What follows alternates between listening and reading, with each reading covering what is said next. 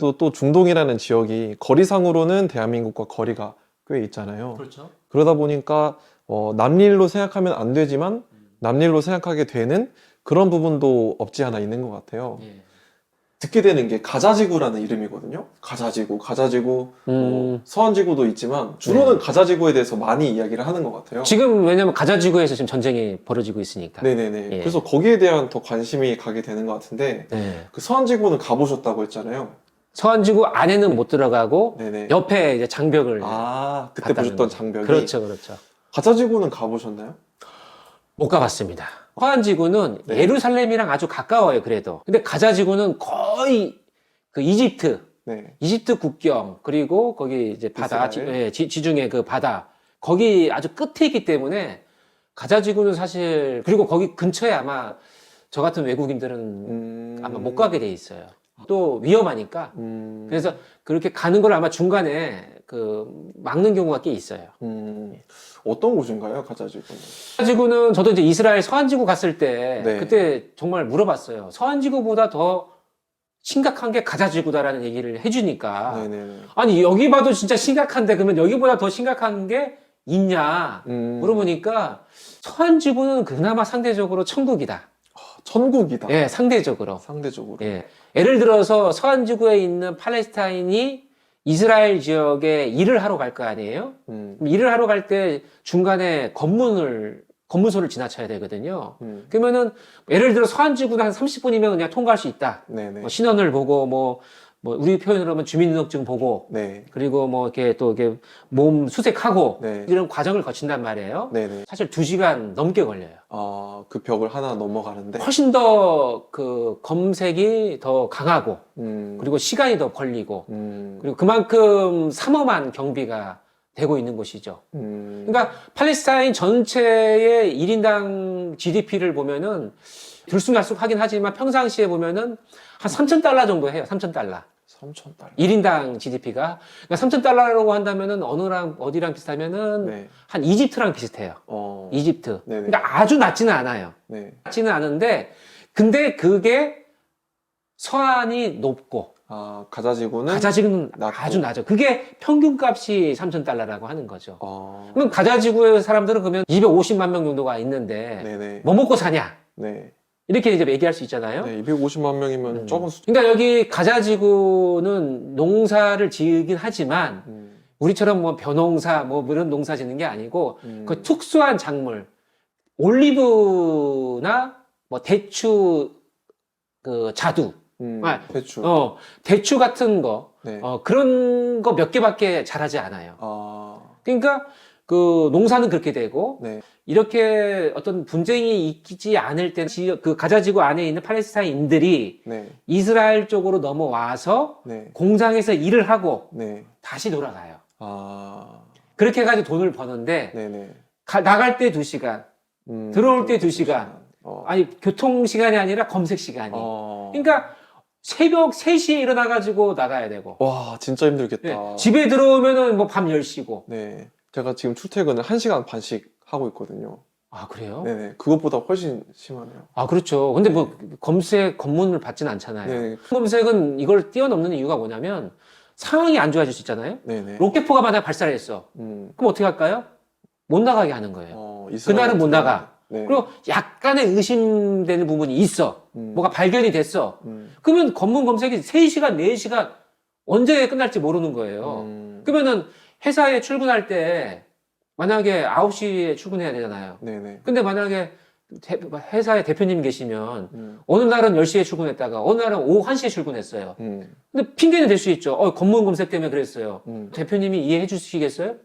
이해를. 잘 안 해주죠. 네. 그러니까 그런 모든 실생활에 있어서의 계속 그 어려움을 갖게 돼요. 근데 그 250만 명이 다 예.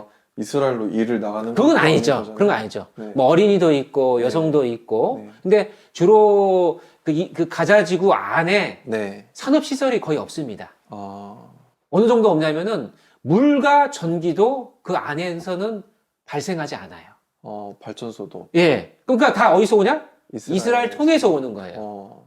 이스라엘이 그러면 끊어버리면 거기는 어떻게. 지금 현재 끊어 있는 상황이죠. 어. 지금 현재.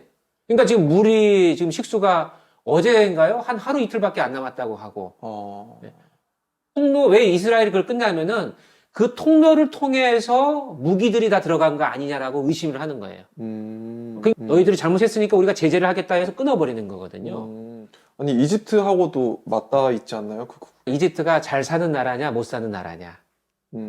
이집트 못 사는 나라거든요. 네. 물론 인도적인 입장에서 국제사회에서 제공하는 그런 물품들이 그걸 통해서 들어갈 수 있지만은 이스라엘이 그렇게 무슨 뭐 이렇게 여유가 있어가지고 팔레스타인을 지원해줄 수 있는 상황은 아니다. 예, 그렇죠. 그래서 가자 지구 안에는 어떠한 뭐 공장이나 뭐 월급을 받고 살 수 있는 그런 산업시설도 없고 어떤 식량을 생산할 수 있는 그런 부분들도 마땅치 않고 올리브만 먹고 살 수 없잖아요. 상당히 그런 입장인데도 불구하고 들어가고 나오기가 또 검문검색이 아주 삼엄하고 네네. 이번에 전쟁이 일어났기 때문에 그런 게 아니라 이 이스라엘 팔레스타인의 1차 전쟁, 2, 3, 4차 전쟁을 통해서 이렇게 수십 년 동안 온 거예요. 그러니까 이거를 다른 많은 사람들은 감옥이다, 여기는. 그러니까 좀 열려있는 감옥. 250만 명은 그런 어떤 감옥에 들어가 있는 죄수와 같은 그러한 삶을 살고 있다라고 표현을 하는 거죠. 참 먼 곳에 있는 이야기지만 이렇게 듣다 보면 참 마음이 힘들어지네요. 저는 이스라엘에 가본 적이 없어가지고 네. 사실 거기에 대한 그렇게 큰 공감을 잘 하지는 못하지만 그래도 안타까운 마음은 있거든요. 전쟁 네. 상황을 뉴스를 통해 접하면서 아무래도 먼 곳의 이야기다 보니까 남일처럼 생각하게 되는 경향도 없지 않아 있는 것 같은데 네. 지금 일어나고 있는 그 중동 지역에서의 전쟁이 한반도에는 또 어떠한 영향을 끼치게 될까요?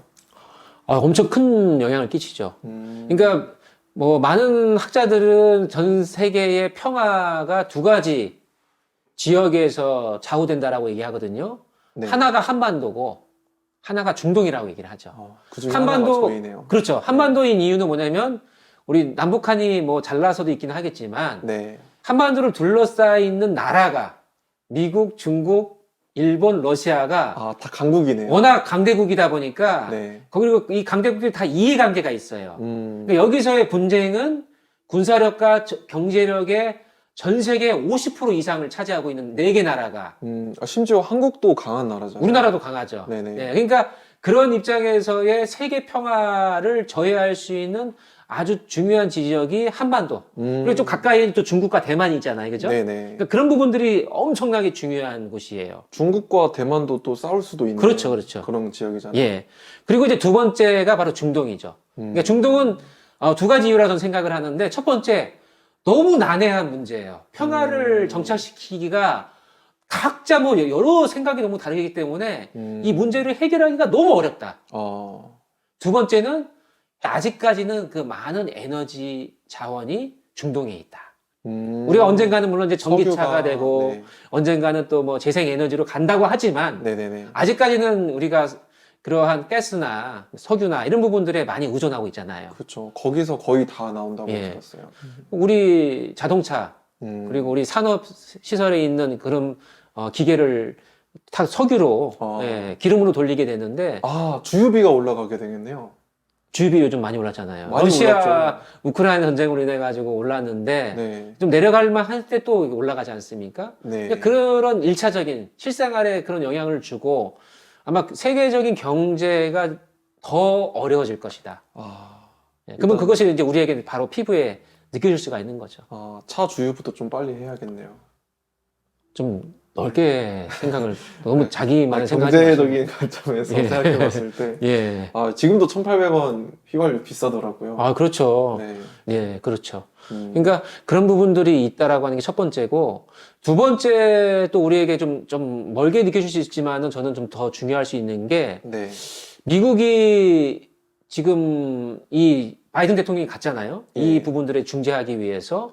중동 지역으로 갔나요? 그렇죠. 지금 현재 이스라엘 네. 총리와 만나고 이 부분들을 협의하고 있고, 미국의 많은 전략 자산, 항공모함이나 이런 것들이 지금 많이 이쪽 지역으로 지금 급파되고 있지 않습니까? 근데 이 상황에서 만약에 우리 동북아시아, 남북한, 중국, 대만, 이런 동북아시아에 또 갈등이 생기게 될 경우에는 어떻게 될 것인가? 그러니까 이 부분도 우리가 영향을 받을 수 있는 부분입니다. 그러니까 그쪽에서 전쟁이 나고 있는 틈을 타서 예. 이 한반도 지역에도 무언가 일어날 수 있다. 그렇죠. 물론 우리가 그래도 다행인 거는 이제 주한 미군이 있으니까 네.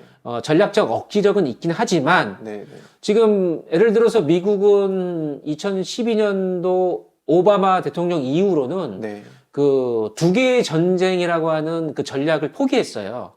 그 90년대 탈냉전 시대, 90년대 들어와 가지고 전 세계에 전쟁이 크게 두 군데가 난다 하더라도 미국의 군사력이 막강하기 때문에 두 개의 전쟁도 수행할 수 있을 정도의 군사를 운영했었단 말이에요. 미국이. 세계의 경찰로서 역할을 그렇죠. 하는 거네요.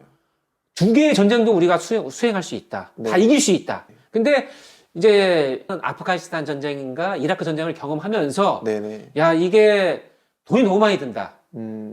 미국이 도대체 우리를 위해서 살아야지. 왜 자꾸 경찰 행사를 해가지고 우리 경제력을 탕진하느냐, 낭비하냐, 이런, 미국 국민들의 여론이 비등해졌거든요. 아메리카 퍼스트. 예, 그렇죠. 네. 아메리카 퍼스트라고 해요. 아메리카 예. 퍼스트.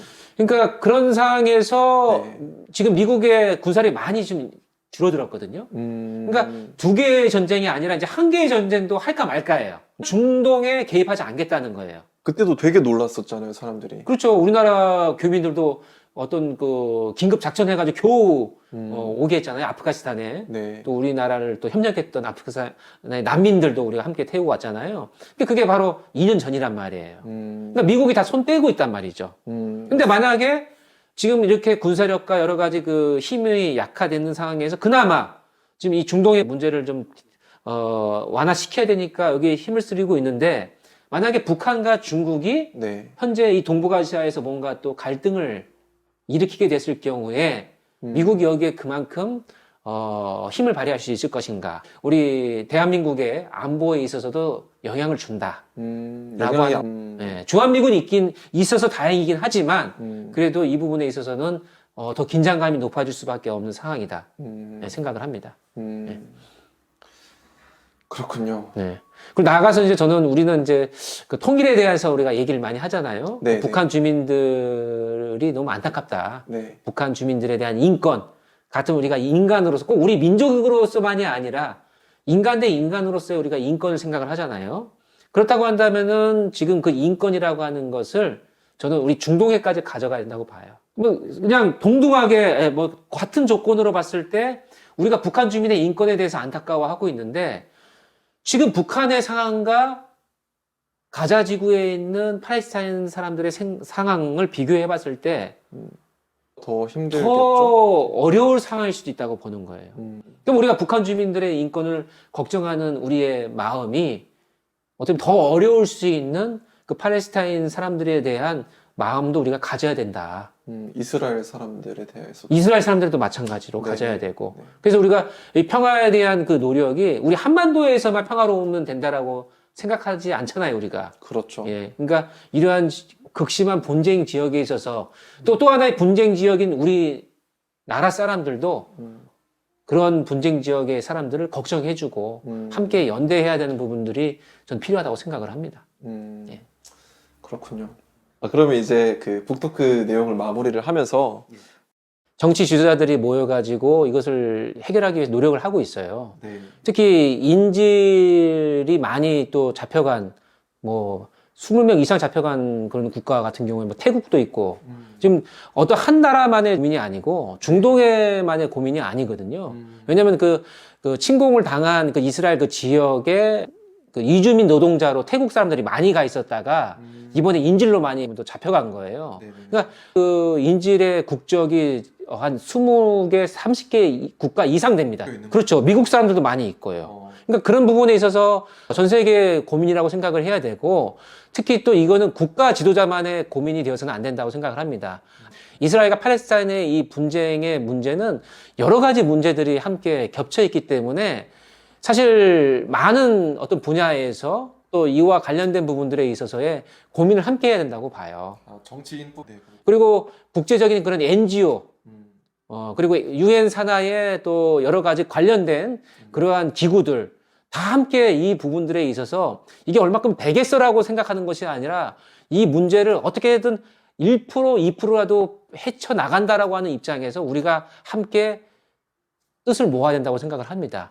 그러다 보면은 그 모였을 때 우리가 그래도 생각하지 못했던 새로운 방법이 나올 수 있고 그것이 국가와 어떤 뭐 NGO 또 다양한 또 다국적 기업이나 다국적 그 NGO들이 함께 모여가지고 그런 뜻을 만든다고 한다면은 분명히 저는 길이 보일 거라고 봅니다.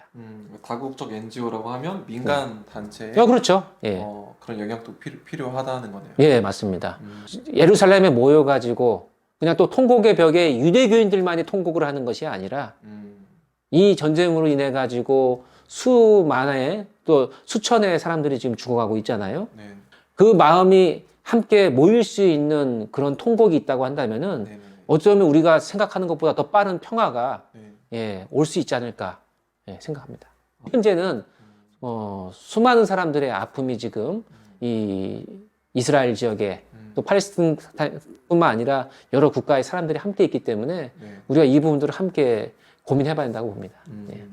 예, 이스라엘을 갈 수는 없지만은 네네. 그런 관련된 NGO 활동 같은 부분들이 있으면은 저도 좀 멀리서나마 뭐 후원을 좀 한다던가 네. 또 힘을 모으는 그런 또 기도를 한다던가 네. 예, 그런 부분들을 제가 할 수 있는 범위에서 하고 또 관심을 잃지 않는 거 네. 계속 관심을 갖고 보는 것도 아주 중요하다고 봅니다.